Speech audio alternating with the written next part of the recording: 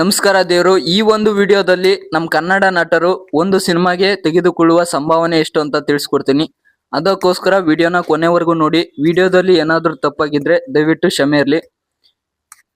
Golden star Ganesh ಅವರು ತಮ್ಮ ಪ್ರತಿ ಸಿನಿಮಾಗೆ 10 ಲಕ್ಷದಿಂದ ಹಿಡಿದು 3 ಕೋಟಿಯವರೆಗೆ ತಮ್ಮ ಸಂಭಾವನೆಯನ್ನು ಪಡೆದುಕೊಳ್ತಾರೆ.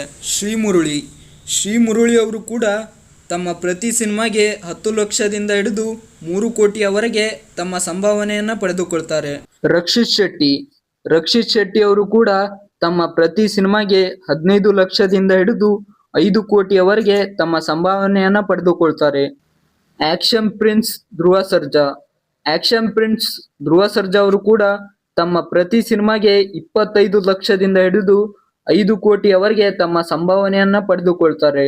ರಿಯಲ್ ಸ್ಟಾರ್ ಉಪೇಂದ್ರ ಅವರು ಕೂಡ ತಮ್ಮ ಪ್ರತಿ ಸಿನಿಮಾಗೆ 30 ಲಕ್ಷದಿಂದ ಹಿಡಿದು 10 ಕೋಟಿಯವರೆಗೆ ತಮ್ಮ ಪ್ರತಿ ಸಿನಿಮಾಗೆ ಸಂಭಾವನೆಯನ್ನ ಪಡೆದುಕೊಳ್ತಾರೆ.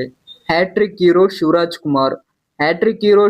ಕುಮಾರ್ ಅವರು ಕೂಡ ತಮ್ಮ ಪ್ರತಿ ಸಿನಿಮಾಗೆ 30 ಲಕ್ಷದಿಂದ ಹಿಡಿದು 10 ಕೋಟಿಯವರೆಗೆ ತಮ್ಮ ಪ್ರತಿ ಸಿನಿಮಾಗೆ ಸಂಭಾವನೆಯನ್ನ ಪಡೆದುಕೊಳ್ತಾರೆ.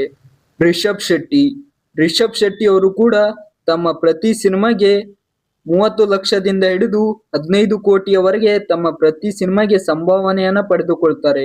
ಅಭಿನಯ ಚಕ್ರವರ್ತಿ ಕಿಚ್ಚ ಸುದೀಪ್ ಅವರು ಕೂಡ ತಮ್ಮ ಪ್ರತಿ ಸಿನಿಮಾಗೆ 30 ಲಕ್ಷದಿಂದ ಹಿಡಿದು 20 ಕೋಟಿಯವರೆಗೆ ತಮ್ಮ ಪ್ರತಿ ಸಿನಿಮಾಗೆ ಸಂಭಾವನೆಯನ್ನ ಪಡೆದುಕೊಳ್ತಾರೆ.